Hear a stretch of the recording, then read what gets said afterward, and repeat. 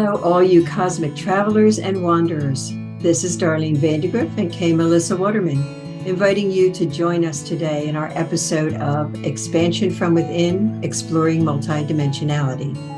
Let me introduce you to my friend and dear colleague, Darlene Grift. She is a lifetime experiencer, a medical intuitive, and a multidimensional mediator for over 35 years. She's also an author, an artist, a teacher, and a mentor for spiritually invested people. And K. Melissa Waterman is my friend and colleague, and she's an intuitive mentor, a spiritual teacher. She also works with energy on many levels. In the past, Melissa has worked with Dr. Joe Dispenza on his research team. Join us on our journey of meeting multidimensional beings, exploring what it means to be human, and expanding our spiritual evolution.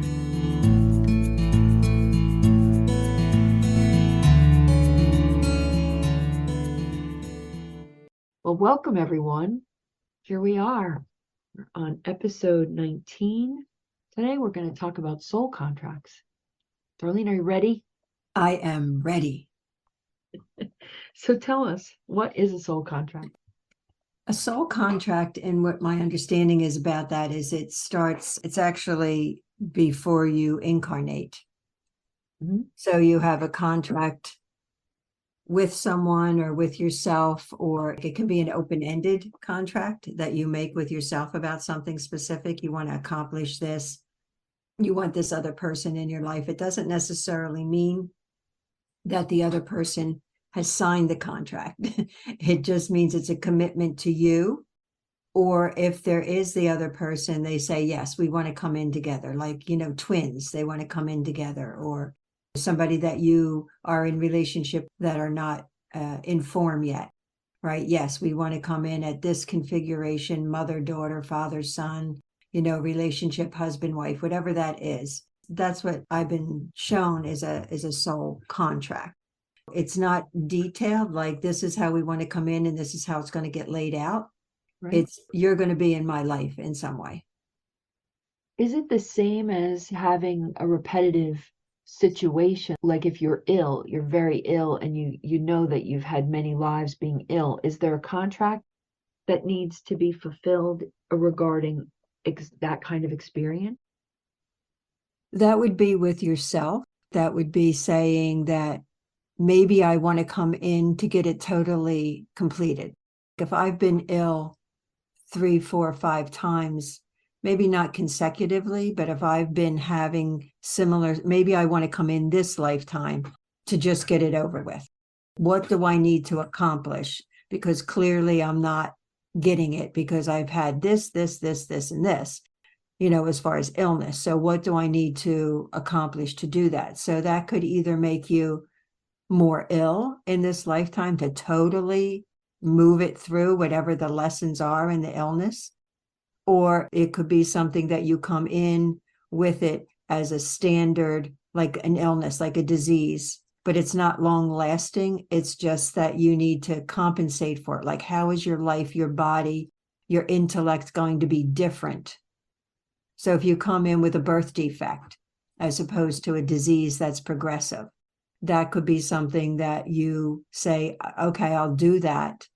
I don't know what that's going to look like for me for the future. But if you say that's something that I come in with a heart issue that is not progressive, but just has affected me in my life, then yeah, that could be a healing process for you to stop whatever's been coming through or trying to come through in you being ill for several lifetimes.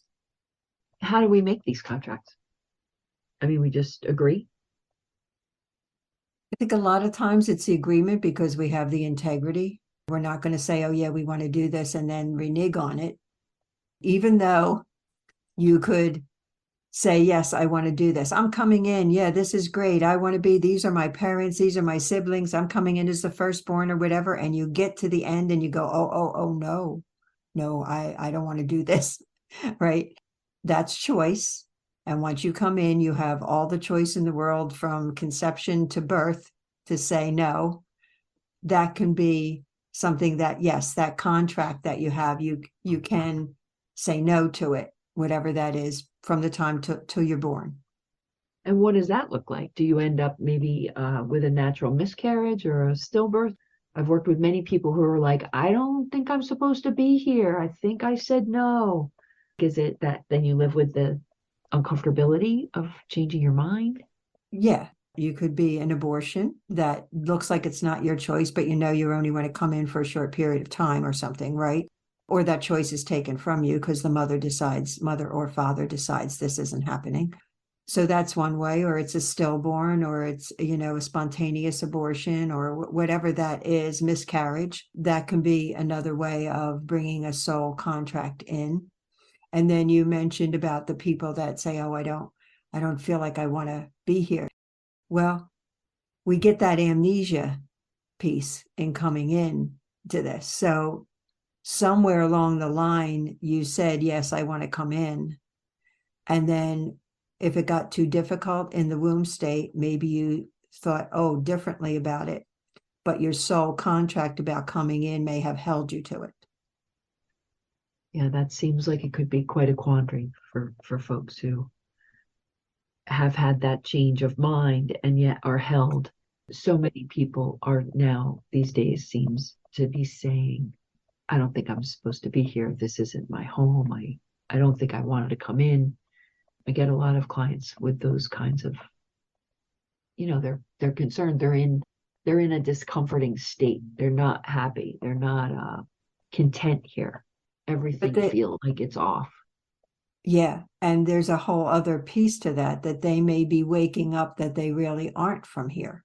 They're going to feel like, I don't want to be here. This isn't my home. It's too hard here. Why am I here? Why am I here when it feels so uncomfortable? But they also might be in that waking up process of knowing that, or finding out that they're really not from here. Is that going to be more comforting for them? Can they then move into maybe a mission that they might tap into through their own guidance or whatever? Can they do that? Is that what's up for them? It's not necessarily that I need to be out of here. It may be, oh, I'm really not from here. So what can I do about that? Yeah. Well, that would be a beautiful choice to make, to go, what can I do about that, rather than Yeah, to stay in the uncomfortability. So I right. like that. So what other kinds of contracts are there? The soul contract, I think, is the deeply ingrained contracts that we come in with, with other people, within ourselves. You can have other kinds of contracts with yourself, or loosely, like they're more loose. They're not a soul contract. They're more like a desire. Mhm. I desire to experience this, or I really want to work on that. But they're secondary, like things are prioritized. So if you prioritize the soul contract, the other ones that exist you may not be held to them as strongly. They're more like a desire, a want. That would be great if that happened, but not, it's going to happen and we're in it. Right. I work with people sometimes on unconscious contracts, and it's usually psychological issues. Like at birth, I made a contract to take care of my mother's needs over mine. And then as an adult, I can help a person unravel that and make a new contract, which is I'm no longer beholding to my mother's emotions at my expense. I will put myself first. And a new blessing, a new kind of contract is set up at that point that's more centered on the person's well-being rather than the mother's. That's just an example, but there's quite a lot of those going on, these unconscious kinds of negative contracts to people. They're usually family members or Right. lovers. And some people see them as cords, right? There's a cord attached to this person or that person. And, so what was the deal between the two of them? What was the contract? What was the agreement? What was the unspoken agreement? Yes. And those can be shifted and changed, because as we each evolve, we may not need what we thought that we needed back then to survive. So there's other ways, and there's processes, and there's ceremonies, and there's cord cutting, and there's all of those things that can happen to divert that first contract in a more healthy way. Always, though, I think of looking at, what did you learn from that contract? is important, because there's always going to be some form of lesson in there or growth in there, making you who you are today. So, for example, the mother child thing, what did you learn? Did you learn to be a better or different mother because of that, if they are a mother? Did you learn something more about yourself in that relationship that now you can stand more firm with, oh, I don't want that, or I am not that, where you may not have had your voice before? There's always something positive that comes out of these small contracts, or these unspoken or negative contracts that people see them as negative. Then, and if you affirm that and you own that, then moving forward and cutting the cords or changing it becomes a lot easier. I agree. And I've seen that in action. That's very, very, very important to see, even in a very negative behavior over a long period of time, that it grows a part of your character in a way that it's best to say, oh, look at what I got out of that. Look at that. That's, a beautiful characteristic, maybe. And what's coming up now is we always have to take into consideration those contracts, even the small ones, if they were considered negative or bad, or whatever people put on them as a word. How has that affected the physical body? Right. Where did that lodge in? Is it a liver issue? Is it a gallbladder issue? Is it a spleen? Is it stomach? How did that come through your cellular level? So you're not just changing the contract or offering something on the emotional, psychological level. You have to look at how the body interpreted it and where does it lodge in, because then you'll get separation from the mind and the body if you don't honor the location or the organ or the system. Is there a way that these emotional contracts can have an impact on the soul contract? If I had a soul contract with a mother, and the soul contract is to come in and be having a life with them, now I'm the daughter, now they're the mother, where last time we were some other configuration. And now there's also this other emotional contract that says I'll be in the mother's service. Could that be part of the soul contract, to be in the mother's service? Yeah, it can, because maybe that is your growth, might not be hers, right? So the soul contract is we're coming in as mother and daughter, but your growth in is to be in service. And if that's true, for how long? And what does it give you? Maybe what does it give her, but what does it give you? Like, how did you grow through that? So yes, they can be threads. If you take a look at the soul contract as a cord, the lesser contracts or unconscious agreements can be the threads that keep the cord going. I had an experience where my grandmother, who raised me, was in Tennessee on her deathbed, and I couldn't get there to her. And I did a meditation and ended up at her side, which I believe it was an astral travel, but I've never practiced that as a technique. And she said to me that she had been in my service during this life, that this life wasn't about her growth. It was in my service. And, she was a difficult woman and did a lot of really bizarre things, and wasn't what we would normally call a great mom or a great grandmother figure. She was pretty narcissistic, and there were quite a number of wounds. But it changed my entire worldview to find out that she had been in my service. And I could then look at everything as how it helped me be me, how it aided me in being a good therapist, maybe, or a good energy person, or whatever it is I am. So that was quite a contract. I think she sacrificed something in this small lifetime, in the grand Right. scheme of eternity. Very interesting stuff. Can you force another person into a contract?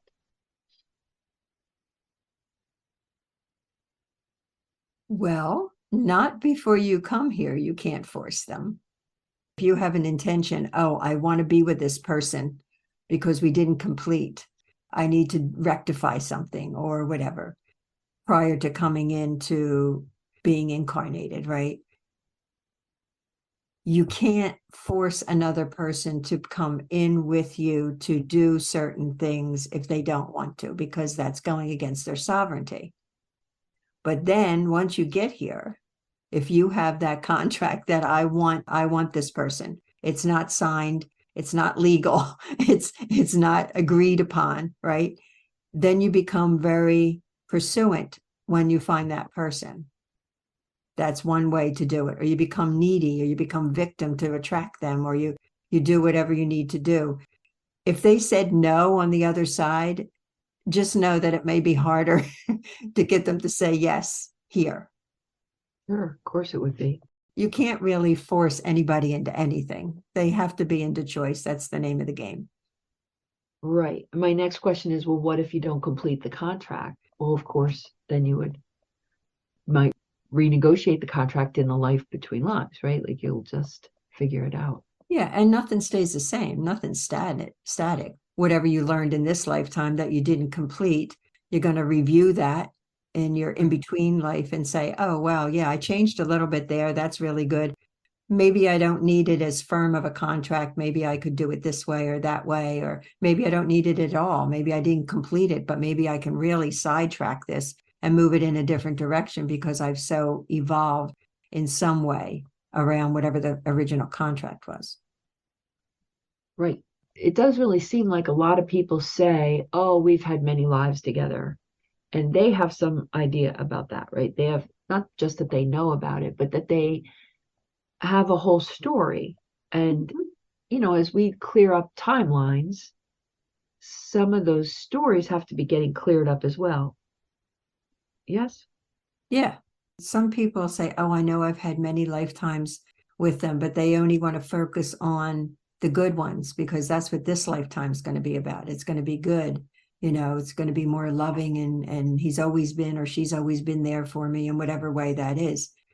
Not necessarily. You have to take a look at, you didn't always have good lifetimes with that particular person. The likelihood is what may get carried into this particular lifetime to get healed is some of the negative ones so that you can get to the better ones, right? Yeah, when things show up for clients for me, it's usually what are the most that are impacting, what are the most timelines or lifetimes or relationships with that particular person that impacts this lifetime, the good, the bad, and the ugly. What is that? So yes, you've had a really wonderful lifetime with this person, but this other lifetime you did this or they did that to you. And so that needs to be rectified. Can a soul contract be carried through several lifetimes? Yes. How do you know if you have a soul contract? You would feel, if it's a person, you would feel that you just can't get away from them or that you're very drawn to them or that there's something more there than what is visible, what would make sense. You see somebody and you go, oh my goodness, they feel so familiar. I feel like I've known them for a long time. That doesn't mean that it's always going to be good. That means that, okay, now you found the link. What are you going to do about it? And what needs to grow for both of you, if not just you? You would know in that way intuitively. You would know in some way if you went to somebody and they were like, and you came in with, there's this person in my life and I really want to know what that's about. So they would come to you to find out more about that. They would come to intuitive people, card readers, whatever that is, so that they could gather more information. Right. And what good information they would get from seeking, someone who can see into that. Is there any way to break a soul contract in the third dimension? We always have choice. I think sometimes when people commit suicide, they're breaking a soul contract or many because they just can't. They can't muster up whatever it takes to go one more day. And that is their choice. Yes, I think they can be broken, but there's always reaction to a broken contract. If they, not just people that commit suicide, but say the contract for whatever reason, you're in an accident, right? that's totally not your fault. You didn't plan it, and you pass, or you are so crippled in some way that you can't complete your contract. Whatever that is, just know that I don't want to use the word repercussions. I guess in some way there's repercussions for whatever the contract, however the contract's been broken, because integrity is involved. But there's also leeway. If you got in a car accident, you can't complete your contract. It kind of goes neutral until you pass. And then you say, okay, now I want to renegotiate it. I want to do the same thing because I got unplugged. I got in an accident. I had brain damage. I couldn't do anything more, right? There's always a way to, if you choose in this time or it's been taken from you in this time, there's always a way to either go back and revisit it, or there'll be a repercussion from it. There'll be you chose to do this, and so this is what you got. Now, what are you going to do about that? Yeah, natural consequence. Natural consequence. That's great. Right. Like that. Yeah, it's not that someone's imposing a punishment. It's a No. natural. Right. Yes. Do the evolves have anything that they would like to say today about this topic? Okay. Let me get there.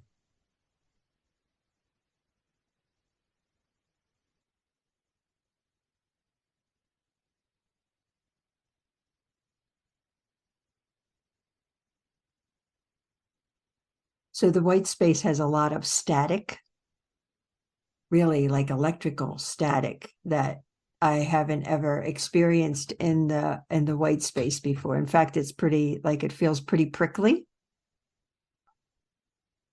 And so let me see why they're using that as a way in, like, what is that?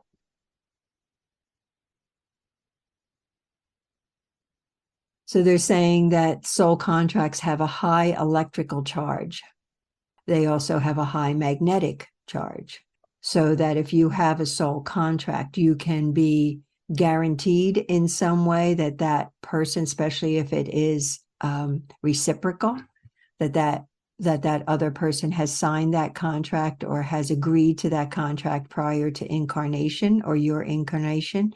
If there is a compatibility and agreement that those soul contracts has more of a guarantee, it has an electrical magnetic charge to it that guarantees that that person in some form, in some way, will be in your life. That doesn't mean that it's going to be positive or negative. It just means that they will be there.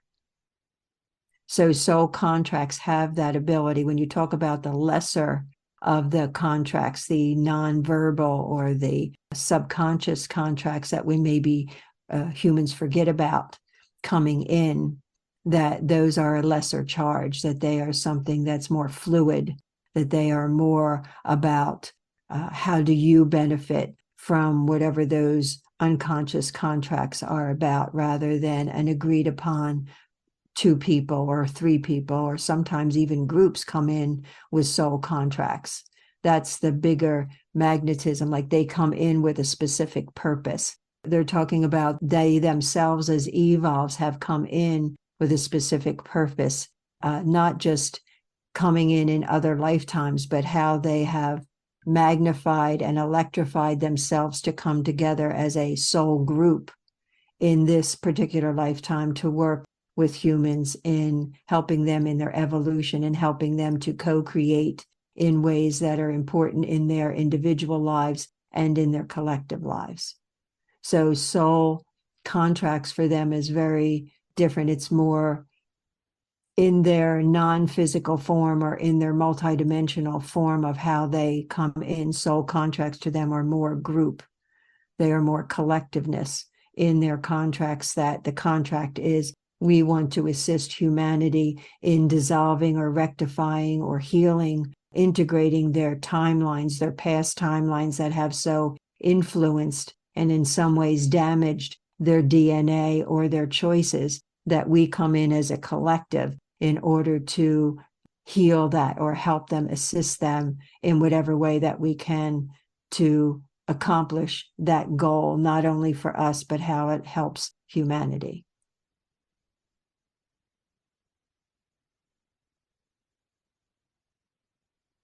So in their world, soul contracts hold depth and meaning, not only for multidimensionals, but for humanity as well. And that everyone has them, whether it means with someone else or individually within yourself, a soul contract to accomplish, to be.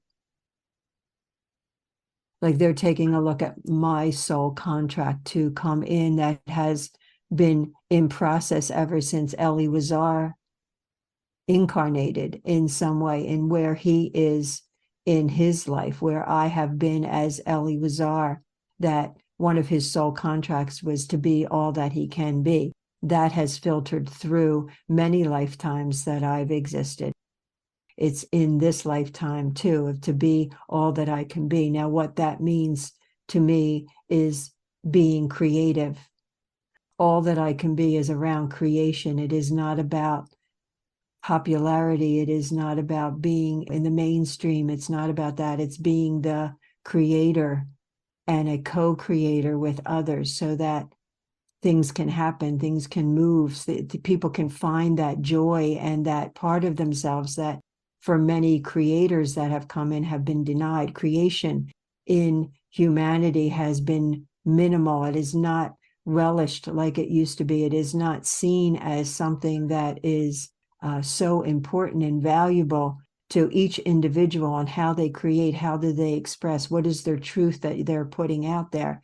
They're reminding me that for me, Ellie started that, or at least that is the one awareness that I have of him being, wanting to be all that he can be. How it translates into my soul contract is that I want to be all that I can be as a creator, as someone that enjoys the creation in just the joy of the creation, whether that is verbal or teaching or art or writing or whatever. It's that. And then I want to share that. Then I want to explore that with others. I want to help them find their own little nugget of creation.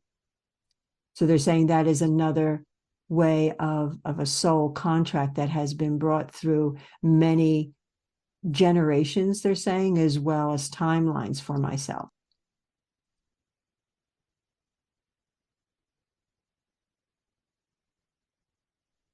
Everyone has some form of soul contract, whether that is with themselves or with others.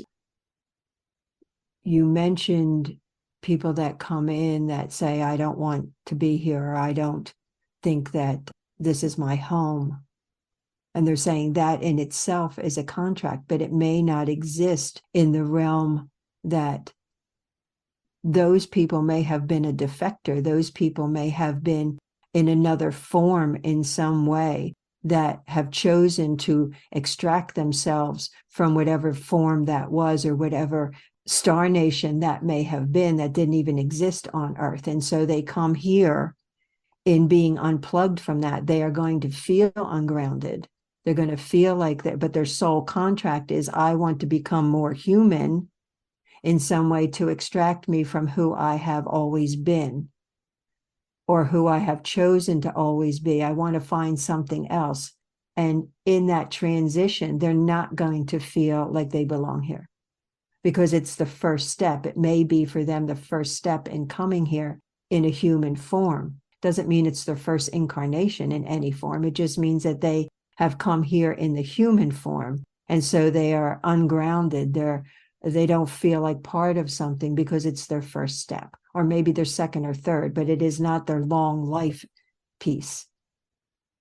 They're saying that these soul contracts don't have to necessarily exist in the dimensional level that we believe that it's all about humanity. It doesn't mean that it is only humans that have soul contracts. Multidimensional parts of you have soul contracts that may affect this particular lifetime, coming in or otherwise.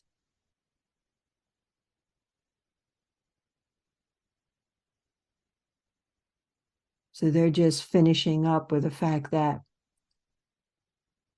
if you acknowledge where your soul contracts are, that's one thing that gives you a leg up, so to speak, on understanding it, moving through soul contracts easily. The subcontracts, as they call it, the minor ones, the subconscious ones. It is important that if you find a subconscious contract that you've moved past, or you've let go of, or it's time to move on because you evolved, that it's important for humanity or humans or individuals to write out that contract, to write out what it was, what you grew through, and what is the contract now, releasing those tentacles, those cords from whoever that is with, or whoever's that is with, that you release them from your past, your present, and your future.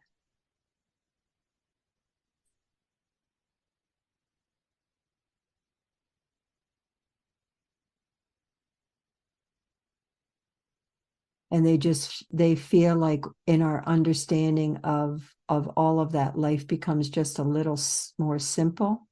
And that's why the evolves and other multidimensionals are here, is because the web that we have created between contracts that are incomplete, between the lower end of the contracts that are unacknowledged, that's created weaving a web that is tightly, like we could see it as a ball of tightly woven string, right, that needs to be pulled apart.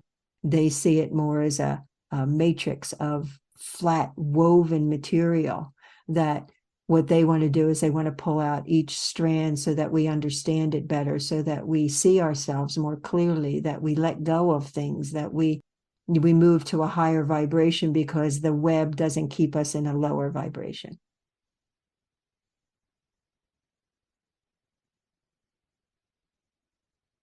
And they thank you for inviting them today. Anytime. They are always very welcome. Thanks for asking them, Darlene. Thanks for checking in with them. There's really quite a little bit of more really deep, wise information. Yeah, it was new information for me too, and bringing forward what Ellie had brought forward, and how, I'm still doing that. Right. Yeah. It's changed a little bit. He wanted to be more than he was as a reptilian, right? To be seen different, to be whatever. And I'm not reptilian, at least not in this particular form. But I want to be more creative. I just want to create, whether it's the garden or food or people or work, or it doesn't matter. That's my heart mission. Right. I love it. Is there anything else that we need to say today? No, I think we're good. All right, then on to the announcements. So you can contact Darlene at soulunion.com, and you can contact me at livingwellbeing.net. We both have emails there. We have the Cosmic Traveler session. It's a live event on the third Sunday of each month. You're all invited. If you're not already attending, tell your friends. We would love to see more people. The participants are active in a guided interactive meditation directly with the evolves. You can go to soulunion.com to, inquire on payment instructions and, what the link, that way you'll sign up and you'll get the link to attend. Cosmic Travelers have a Facebook page. You can search for that in groups. And please submit your questions for us. We have one more episode after this. This is episode 19. And so we have episode 20, and then we're going to take a break, and we won't return until February 5th for our third season. So please ask your questions. They'll help us plan for next season. It would be great to have some questions. And remember, you can find us on YouTube. Both of our YouTube channels are listed in the blurb below. And that's all. That's my announcements for today. Well, thank you, Melissa. Thank you for joining and putting in another full season. Yeah. It's been great. And it's moving along, and, we have to see where it's going to go. That's right. Well, So remember, guys, you know more than you know, and we will catch you on the flip side.